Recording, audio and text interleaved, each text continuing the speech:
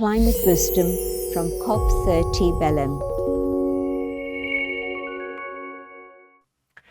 Welcome to our Climate Wisdom studio, live from COP30 in Belém, Brazil.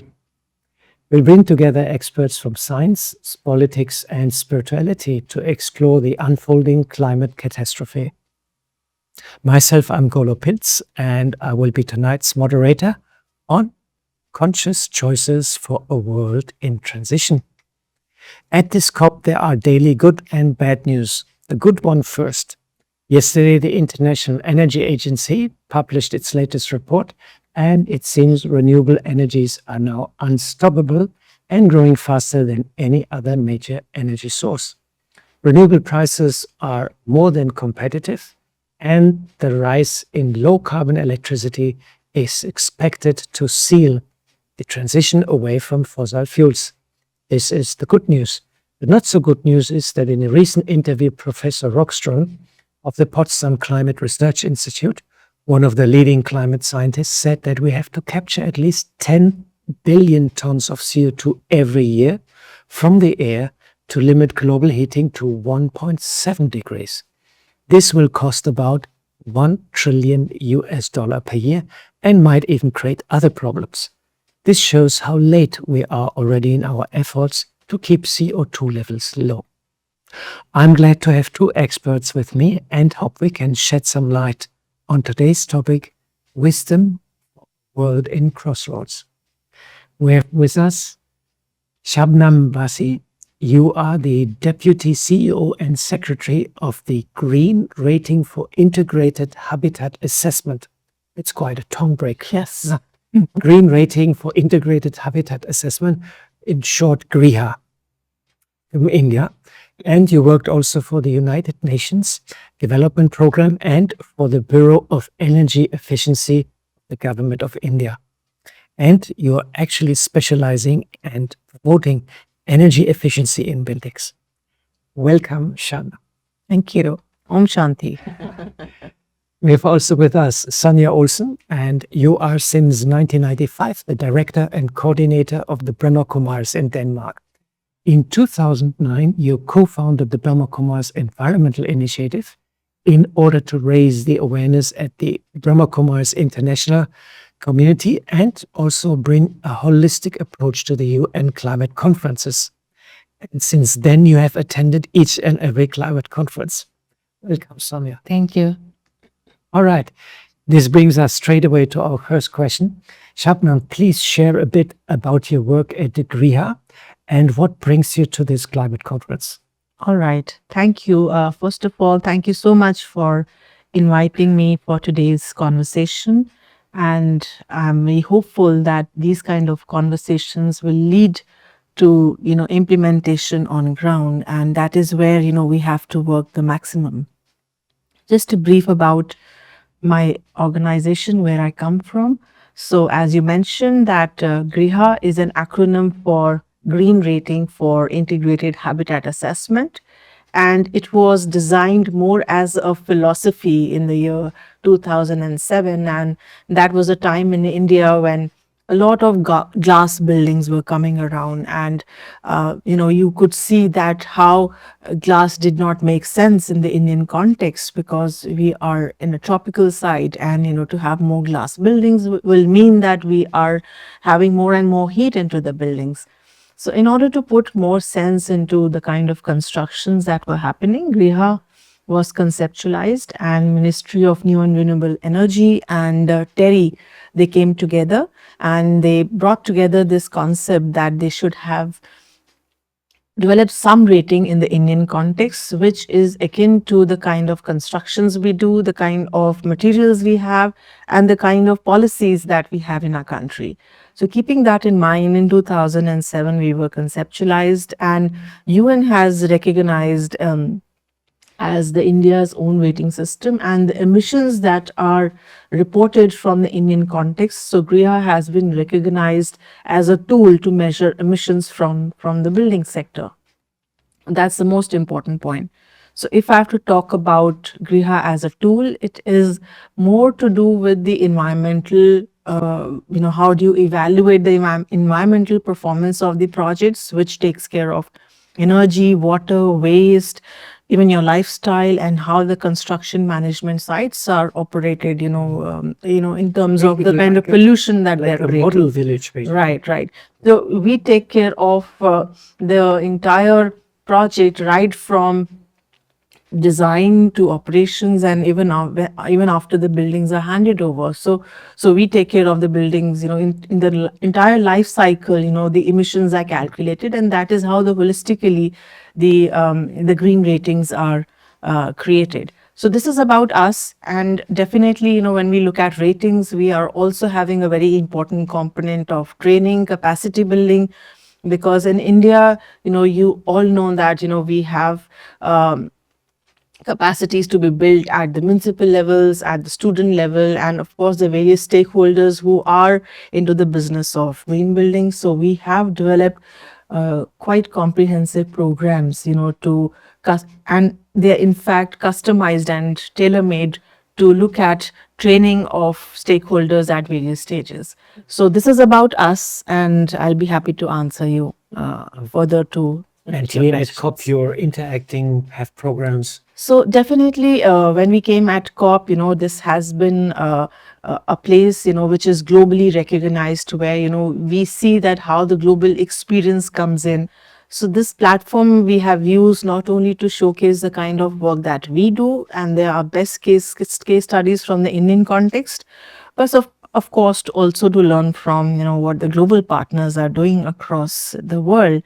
And it is also a platform for us to forge new partnerships, and that becomes quite relevant, when we. So I would like to invite you to Mount Abu, because I live in a green building since 30 years. Right. It's made out of mud bricks, Yes. has the passive solar architecture, and I have all the features that we were talking about. Definitely. And I've got experience with that building.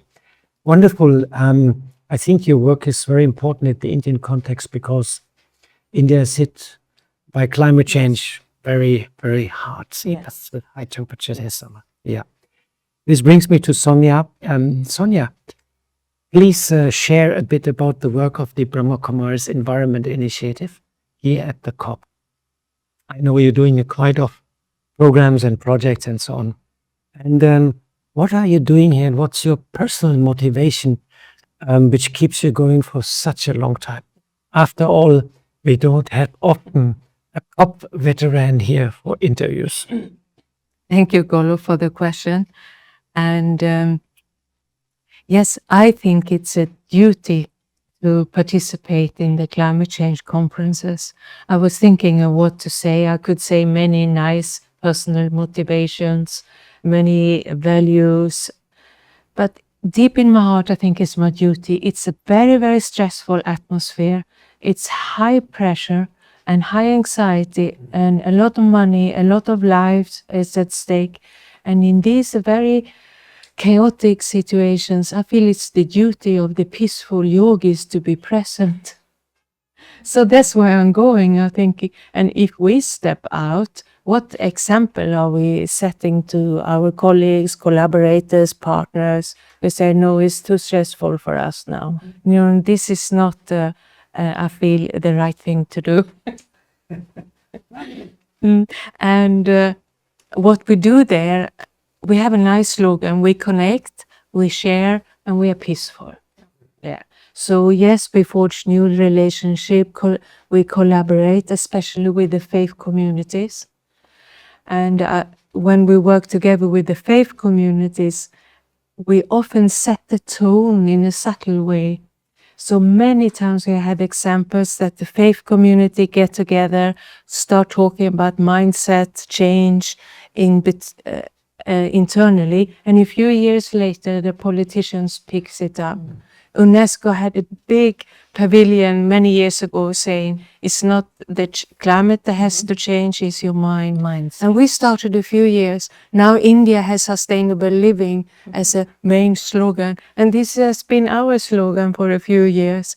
So you can influence people on a vibrational level. So I think that's our main work. So the overall theme in our presence is consciousness and climate change. And then we also showed our practical applications, of course, renewable energy, yogic farming, the waste management, etc. So we have this inside-out approach. But there is also an outside-in approach. You start with renewable energies and that slowly change your attitude to life. So at COP, we arrange exhibitions, side events, press conferences, and we have this lovely studio setting now for 3 years going, and a lot of networking is happening. Yeah. Try to reach out. Yeah.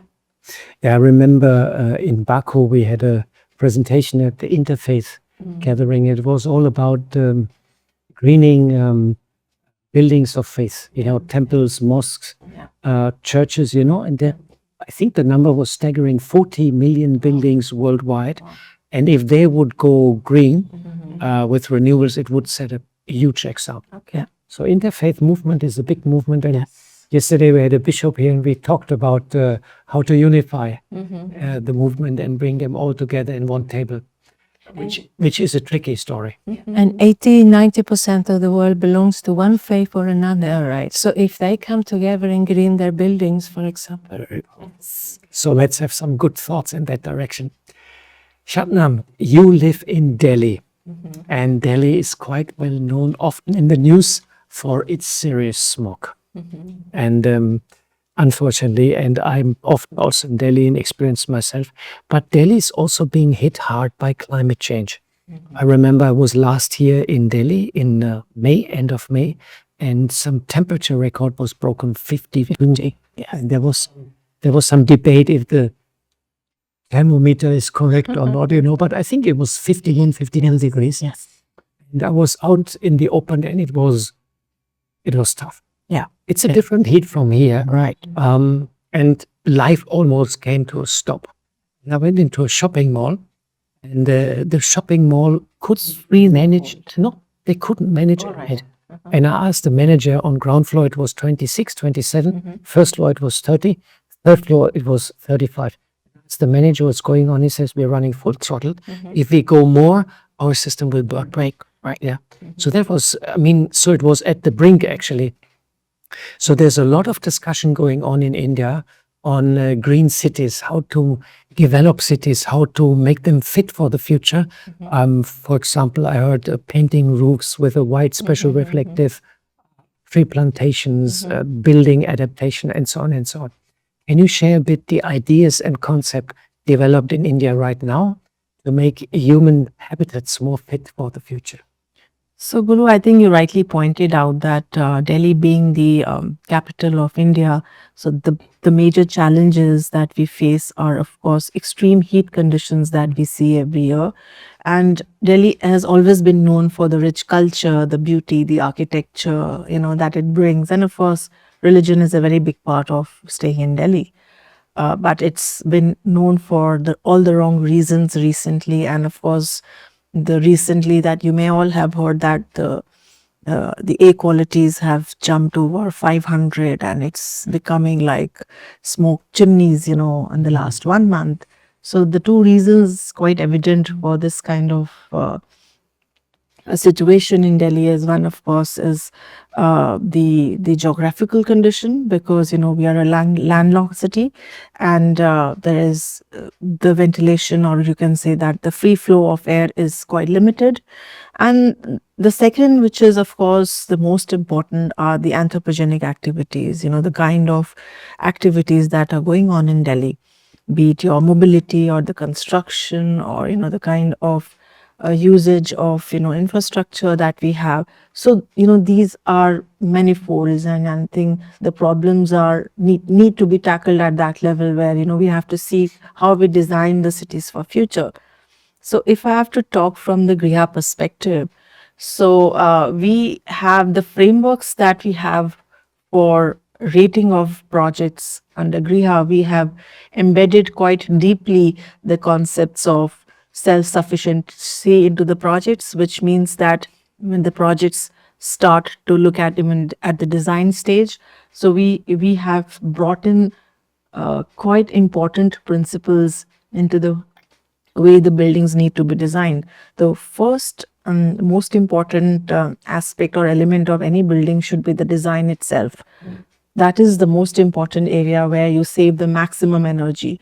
So at Griha, there's a lot of emphasis that we give on, building in the passive features into the projects. So traditionally, you have heard that the buildings have been naturally ventilated. So Griha is not promoting something that's new. So this has been followed traditionally. It's just that we have lost this traditional knowledge over the years, and we have to bring that back. So to have those courtyards, to have those jalis, or to have those natural ventilation into the buildings were missing. So Griha gives a lot of weightage in its rating to the way we design the buildings, and we all often train the architects. You should be incorporating these features into the building, and should. Is it being trained at the universities? So Golo, as I said, that this is not something that they are not aware of. In all the 5 years of the architectural training that they do, they get, this is a subject for them. But the challenge or the irony is that when the same students, they start working for architectural firms, or when they start reporting to the big clients, they want all glass buildings. That is where it goes out of the box. Make the box out. Yes, yes.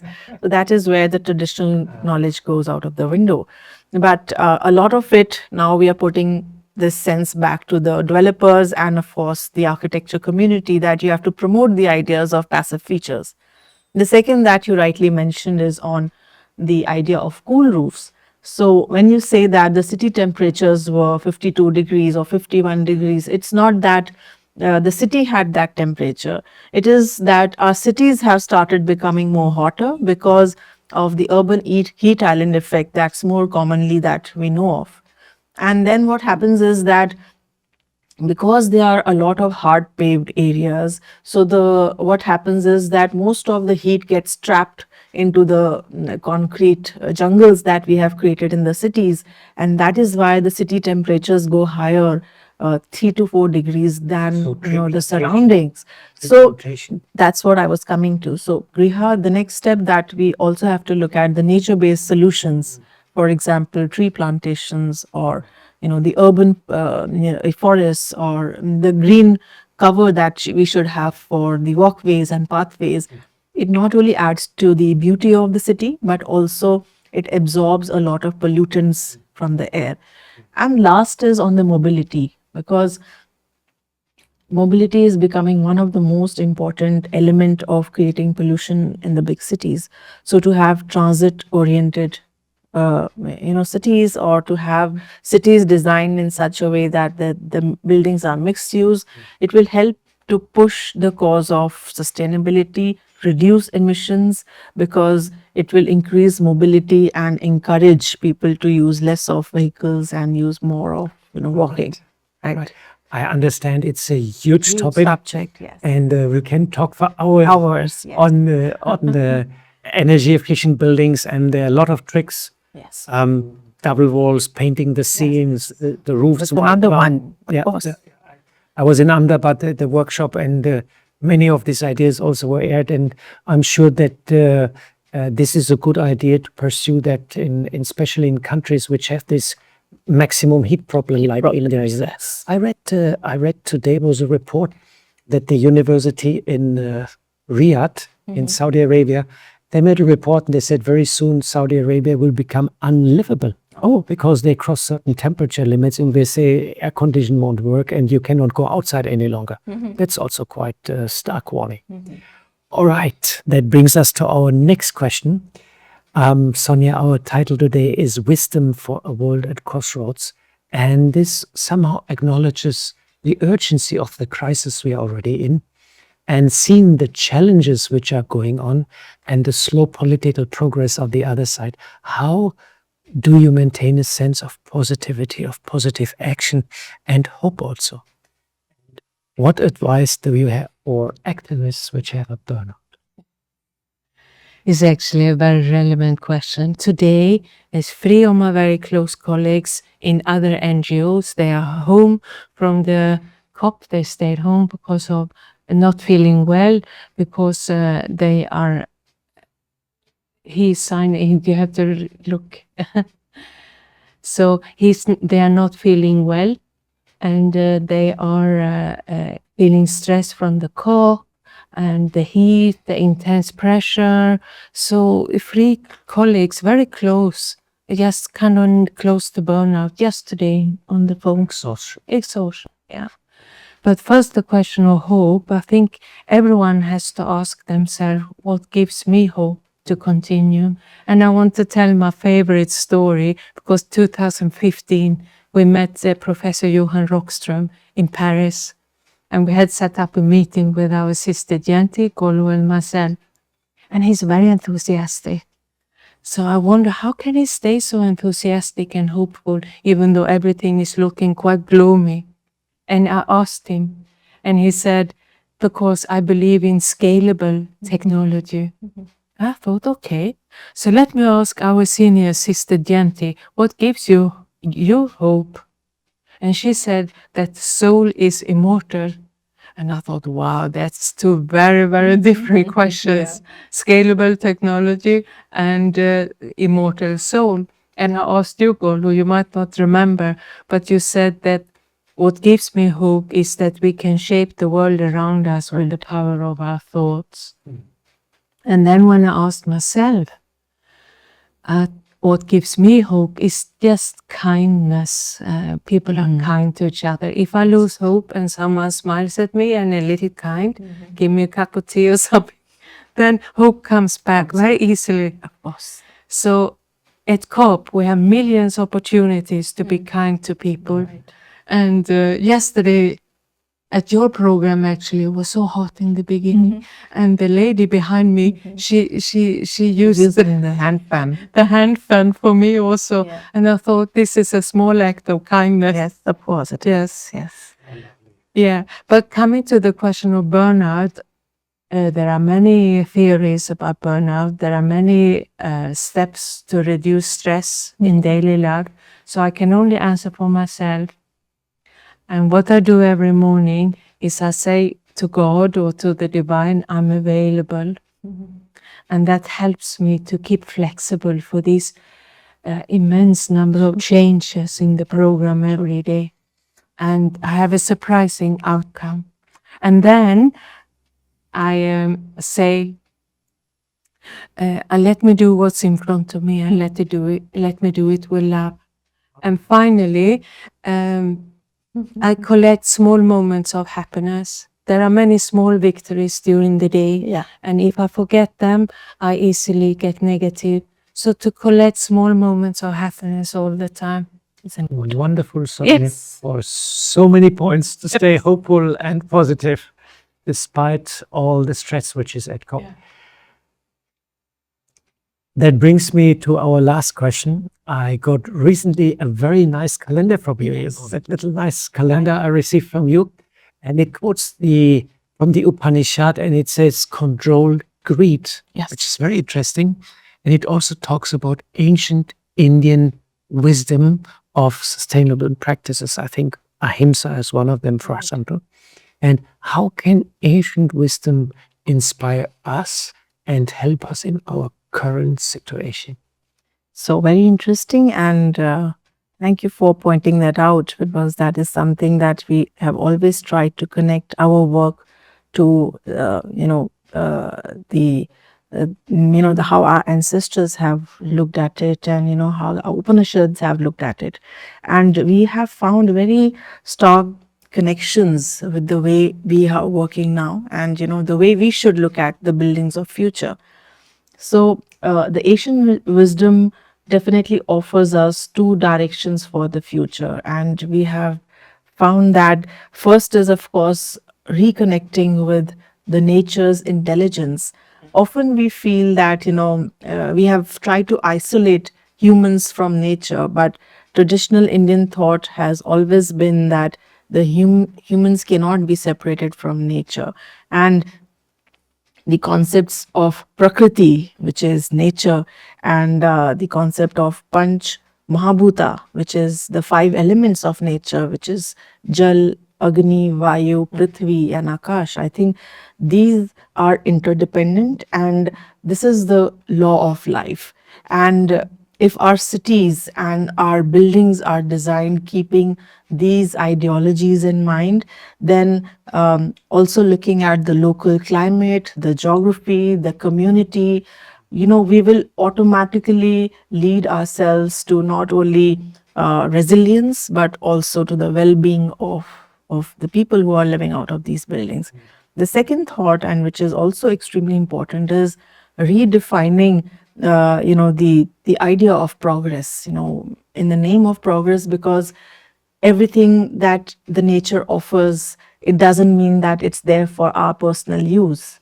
Whatever we are using, we have to give it back to the nature in equivalent amount. That's the philosophy of the buildings, the cities of tomorrow should be like. And our buildings should be designed in such a way that they are self-sufficient. And from the idea of more, we should be looking at the idea of enough. And from the linear ideas, we should look at circular ideas and see how we can bring those materials, the concepts back, to the projects. And this is mirrored in the global shift towards net zero. These are modern terminologies that are being used. And I'm sure the kind of lifestyle changes and the kind of awareness, even what government is trying to create around these concepts through Mission Life, I think this will help us to bring that moral values back to the people and help them understand that it's not about being more, it's about taking enough, which is only useful for the environment. Fantastic. Just I'd like to share that this COP, there's a record number of indigenous people. Yes. And the government of Brazil is very interested to include the indigenous knowledge or ancient knowledge also of the forefathers.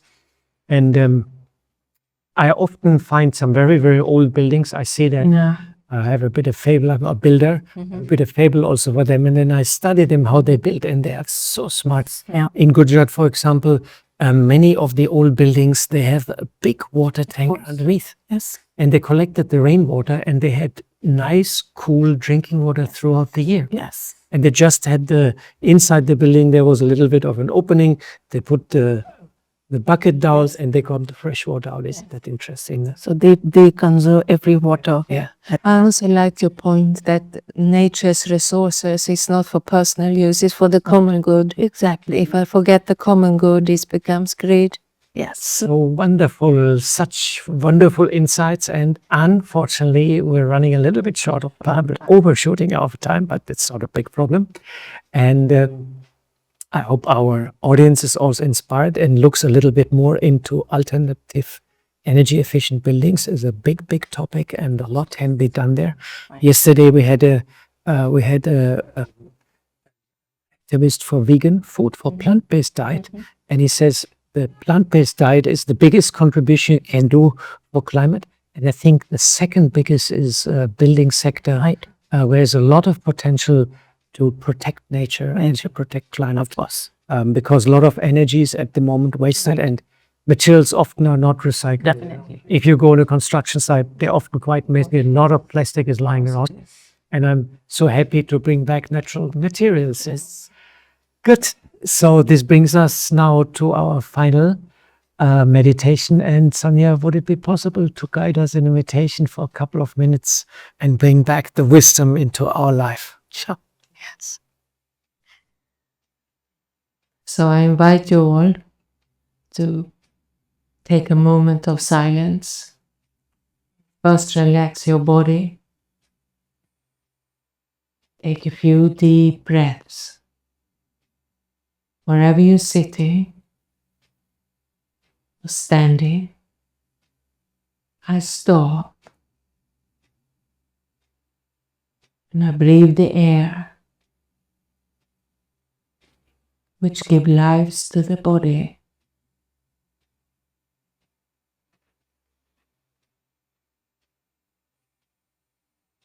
And I'm grateful to nature for providing air and oxygen.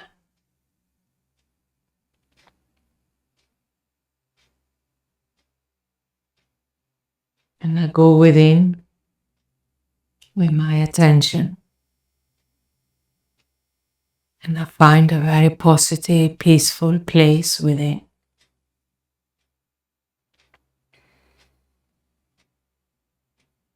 All of us have a little corner in the soul where everything is good and kind. And I stay there for a while.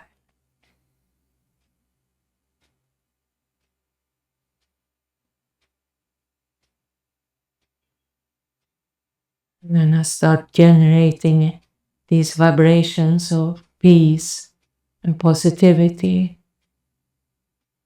And I send them back to nature.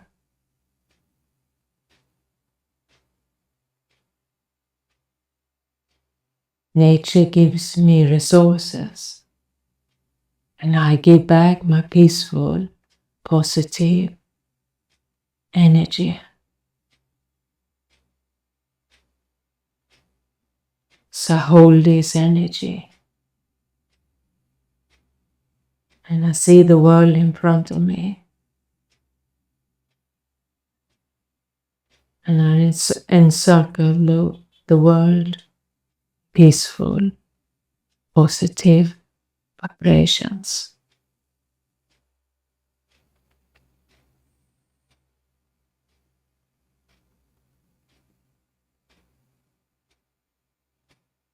And then I take another deep breath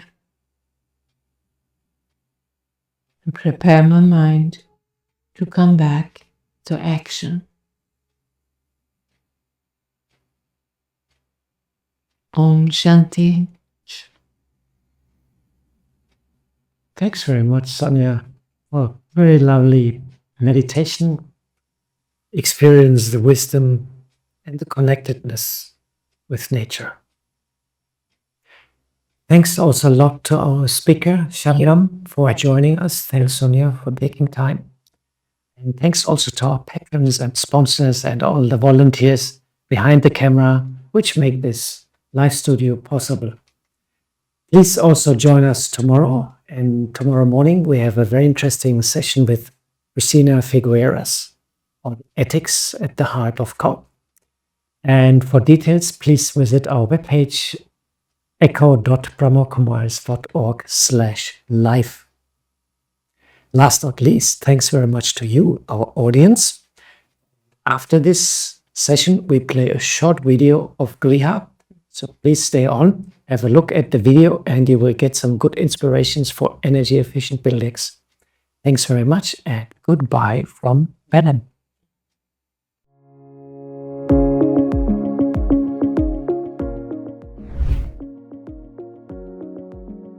Think about the rhythm of a regular day. Waking up to morning tea in the courtyard. Children walking to school. Parents traveling by metro or bus to work. Evenings spent cooking and sharing meals at home. These everyday moments, though simple, are the true building blocks of our society. Green buildings is no longer a term unfamiliar to the common people. The intricacies of it may still need to be understood. However, the association of the interconnected terms of green buildings, environment, energy, water, waste, etc. are now known even to a layman. It becomes extremely important that the ideas or the concepts of sustainability are embedded at the grassroots levels. And also to say that sustainability could be provided at affordable rates. The major challenge in accounting for the footprint of stand-alone residential projects is the inclusion of these in the impact assessment processes. The other pertinent issue escalating implementation of green building measures is the lack of awareness among the common man. Jan Griha, in its essence, is a simple checklist that comprises easy-to-comprehend interventions like installation of LED lights, use of local materials, provision of e-vehicle charging points, bettering indoor air quality by use of low VOC and lead-free paints and planting native species, dry and wet waste segregation, providing windows for daylight, shading to avoid glare, cool roof applications, use of BEE star-labeled appliances, installation of renewable energy systems, etc. We are promoting Jan Griha for other financial institutions also, and customer is getting huge saving in the energy consumption, huge saving in the water consumption, and that too they are having comfort in the home. Once the home is converted into the green home, in the Jan Griha segment, people are feeling very comfortable in the home. If we can create sustainability at the base of the pyramid, basically in our economy, we are making sure that the major mass is aware and making sure they implement it at all household levels. There are three stakeholders in Jan certification: the HFCs, the banks which give loans, the Griha as a rating body, and the household users. The certification gives you outcomes which are very much relevant to each stakeholders. The certification gives you how much money as a user you will save if you make Jan certified homes. As a financing institutes, you get a number with so many greenhouses, how much carbon emissions you will reduce, which you can take to the international market and procure a green loans on a subsidized cost. As a rating body, we get the numbers which we can report to the government. Through Jan Griha, we have rated more than 750 projects across the country now, and we are enhancing our portfolio with multiple HFCs coming forward to take this implementation. Through this process, we have made sure that more than 750 tons of carbon emissions is reduced.